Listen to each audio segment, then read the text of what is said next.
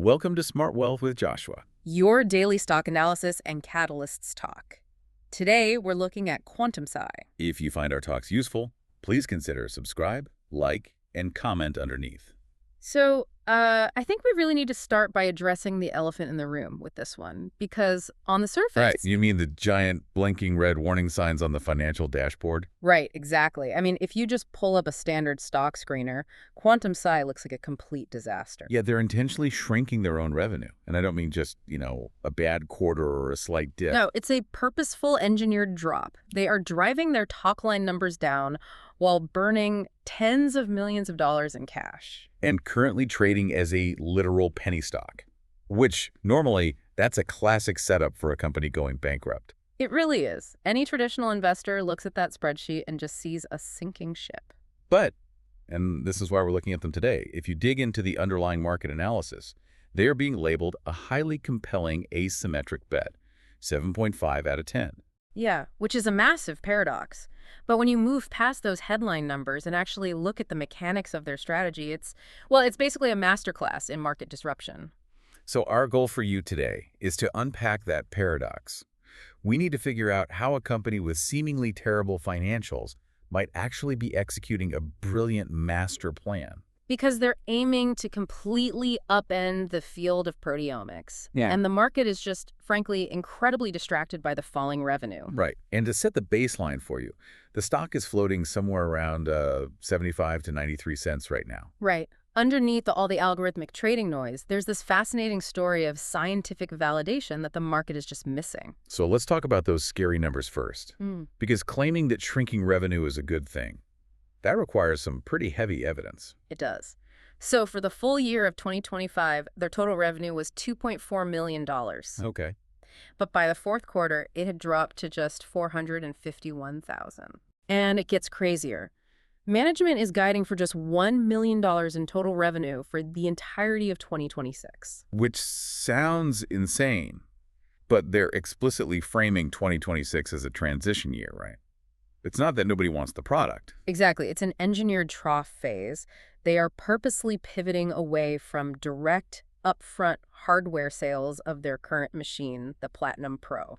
So instead of selling the machine for a big chunk of cash up front, they're doing these placement programs. Right. They're giving the hardware to research labs for free or, at a massive discount. But there's a catch, obviously. Oh, a big catch. Yeah. It's under contractual agreements that lock the labs into long-term purchases of their consumables. The chemical kits and the chips needed to actually run the machine. Yes. And on top of that, they're giving these labs upgrade credits for their upcoming next-generation platform, which they call Proteus. Right, which is scheduled for late 2026. So they're building a captive audience right now. Basically, yeah. They're securing a backlog of dedicated trained users before the flagship product even launches. It reminds me of the classic give away the razor to sell the blades model, like taking a loss on a video game console to lock people into buying games for 10 years. It's exactly that, but with a fascinating twist. They're giving away their current generation razor entirely just to control the customer's bathroom counter space. Oh, I like that analogy. So when they launch the ultra premium shaver next year, the customer is already primed and contracted to use it. Right. And they're willing to take a hit on today's revenue sheet if it de-risks the commercial uptake of Proteus tomorrow. But how do we know this isn't just a desperate fire sale? Like, what proves this unit economics model actually works? The proof is buried in the margins. Even with lower overall revenue, they maintain a 47% gross margin for the full year of 2025. Wow, almost 50%. Though I did notice the fourth quarter dipped to 27%. It did, yeah. But that was just a direct mathematical result of the new mix of placement programs coming online. The underlying engine is incredibly solid. Meaning it costs them significantly less to produce the chemical reagents and chips than what they charge the labs. Exactly. The financials work, they just need the volume. Which brings us to the really scary part. Surviving the wait.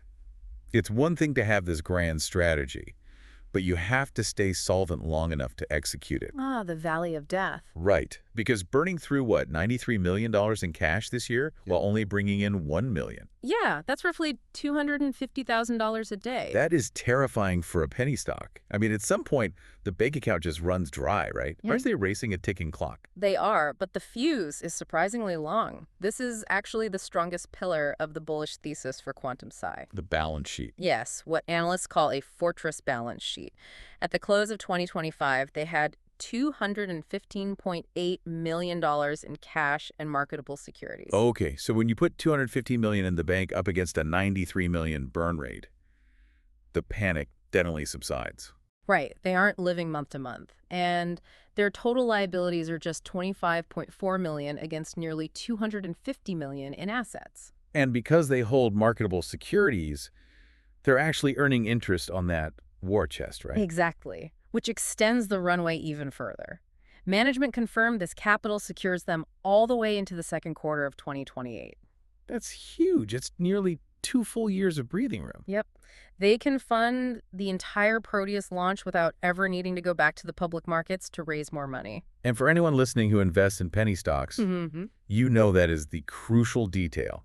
The absolute nightmare scenario is stock dilution. Oh, for sure. When a company prints millions of new shares to raise cash, it instantly devalues the shares you already own. But quantum psi avoids that completely. They can fund this whole bet the company launch internally. Which virtually eliminates that massive downside risk. Okay, so they have the money to survive the valley of death. But what is so special about the other side of that valley? Right, what's the technological moat? Yeah, what justifies burning nearly $100 billion a year? Let's talk about the science behind this Proteus machine. So to get why Proteus is such a big deal, we have to look at proteomics, the large-scale study of proteins. Right. If genomics is the blueprint of a house, proteomics is the actual lumber and plumbing. Proteins do the actual work. Beautifully put. And right now, the market is dominated by massive legacy companies like Thermo Fisher and Agilent using mass spectrometry. Mass spec, which has been the gold standard for decades, right? It's in almost every major lab. It is. But quantum psi is pioneering single-molecule protein sequencing, or SMPS. They claim it gives amino acid level resolution that mass spec just totally misses. Okay, so let's break down how those two actually differ mechanically. Because amino acid level resolution sounds great, but what does it mean? Let's use an analogy. Imagine a really complex Lego castle. Mass spec works by essentially smashing that castle into chunks. And smashing it. Yeah, it smashes it, weighs the chunks, that's the mass in mass spec, and then uses a computer to guess what the original castle looked like based on the weight. Okay, so it's super fast, but it involves a lot of inferred guessing. Exactly. So if there's a tiny, unique detail on one piece, it gets completely lost in the rubble. Ah, and how does single-molecule protein sequencing do it? Instead of smashing the castle, SMPS puts the castle on a conveyor belt and uses sensors to read every single Lego brick, one by one. Wow, so it sees the exact sequence of the individual building blocks? Yes, and that is incredibly vital for identifying post-translational modifications, or PTMs. Okay, heavy jargon alert. Yeah. What is a post-translational modification in terms of our Lego castle? Basically, it's a biological software update. After a protein is made, the body might stick a tiny chemical tag on it to turn it on or off or send it somewhere specific. Okay. In Lego terms, it's like someone placed a tiny transparent sticker on one specific blue brick. And mass spec misses the transparent sticker because it doesn't change the overall weight of the smashed chunks enough. Exactly, but SMPS sees the sticker clearly because it's scanning brick by brick. That is a fundamental leap in resolution. Which brings us back to the Proteus platform itself. Because their current machine proves this works, but Proteus is the industrial scale version. Oh, it's a beast. It's a $425,000 system built around a semiconductor chip with 80 million features. 80 million microscopic sensors on a single chip. That's a 40 times increase over their current model. Right. They aren't just taking a better picture, they are processing 40 times as many proteins simultaneously. And prototype testing shows it outperforms the current tech across the board. There is a massive barrier to entry for competitors. It really is. Once a cancer researcher realizes they can routinely see these modifications they've been blind to for years, they're never going back to blind guessing. Okay, so the science is remarkable. The balance sheet is a fortress. But if you're a retail investor looking at a stock hovering around 80 cents... You have to wonder why the market is ignoring it. Exactly. If this is so revolutionary, What are we missing? Why isn't the price moving? It comes down to quiet adoption. Retail markets usually wait for the big, explosive binary event, the massive commercial launch. Right. They want to see the revenue on a spreadsheet first. But institutional players and scientists, they move much earlier. And if we look at a cluster of events from this past mid-April, you can see the foundation being poured. Okay, let's follow that trail of breadcrumbs. Mid-April. Oh, April 15th. The AACR meeting. Yes, the American Association for Cancer Research meeting. Independent researchers presented customer posters there. And in the oncology world, AACR is a massive proving ground. Absolutely. A poster there isn't some glossy corporate brochure. It's independent scientists standing up and saying, we ran our actual cancer samples through this machine, and here's the hard data. Which answers the most critical question in biotech. Does this thing actually work outside of the company's own pristine lab? Exactly. And the day before that, on April 14th, a peer-reviewed manuscript was published proving the tech-identified hybrid cohesin complexes. Okay, let's demystify that one. Cohesin complexes are basically the biological rings that hold strands of DNA together. Right, and a hybrid version is a rare mutated ring that is heavily involved in how certain cancers develop. And the paper showed that standard conventional antibodies, the tools labs normally use, completely missed these hybrid rings. They were practically invisible to traditional methods because traditional antibodies only look for very specific, known shapes. So if the ring is mutated, the antibody just floats right past it. But SMPS reads the whole sequence brick by brick, so it caught it. Yes. And having that validated in a peer-reviewed cancer journal is just, it's massive for their credibility. But it's not just scientific momentum, right? There are aggressive commercial signals too, like the inducement grants on April 13th. Oh, the inducement grants. They read like dry financial boilerplate, but under NASDAQ rules, they're a specific tool used to offer stock options to poach elite executives. It's basically legal insider trading in human capital. Exactly. Top-tier commercial talent from places like Thermo Fisher do not leave comfortable jobs for a penny stock startup unless they've looked under the hood. They've seen the Proteus prototypes, and they believe the equity they're getting is going to explode in value. Right. And then you add the Proteus Roadshow that kicked off on April 6th in Seattle, D.C., and Houston. They're filling their sales funnel months before the product is even available. And they've already secured strategic placements at elite places like the Broad Institute. So when you aggregate all of this, the peer-reviewed papers, the AACR posters, the executive poaching, the elite institutional placements, you see a pattern. The intrinsic value is rising even if the daily ticker symbol isn't moving an inch. The smartest people in the room already treat Proteus like a reality. Exactly. Okay, we've laid out a very compelling bull case, but we have to give you the complete picture. Let's flip the script and look at the downside. Right. A 7.5 asymmetric bet still has a 25% chance of falling apart completely. What keeps the analysts up at night? If the tech is so good, what takes them out? The primary threat is execution risk within that valley of death. Hardware manufacturing is notoriously difficult. Because they're burning cash fast to get Proteus finalized, manufactured, and shipped by late 2026. Right. So if they hit supply chain snags or the software integration is buggy and the launch gets pushed back a year, then that comfortable cash runway into mid-2028 suddenly looks terrifyingly short. Exactly. If they stumble and miss their window, they're forced into that massive stock dilution we talked about, which wipes out early investors. Ouch.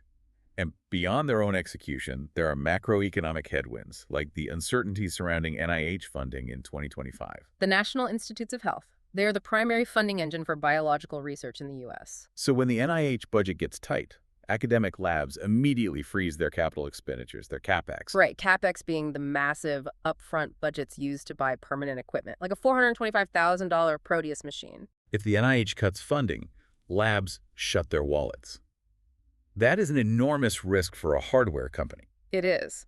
But this actually perfectly illustrates the brilliance of quantum-size pivot to the placement programs. Oh, because by offering to place the machine for free or at a discount, they completely bypass the lab's frozen CapEx budget. Exactly. Instead, the lab pays for the chemical consumables out of their day-to-day operational budget, their OPEX. Which is so much easier to get approved. They literally redesigned their business model to survive a hostile macro environment. It's incredibly smart. Okay, but let's look at the absolute worst-case scenario.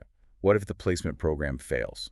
Proteus launches, but scientists are just too stubborn to abandon their legacy mass spec machines. And quantum psi runs out of money. Does the value just go to zero? Yeah, what happens then? That brings us to the ultimate safety net of this asymmetric bet.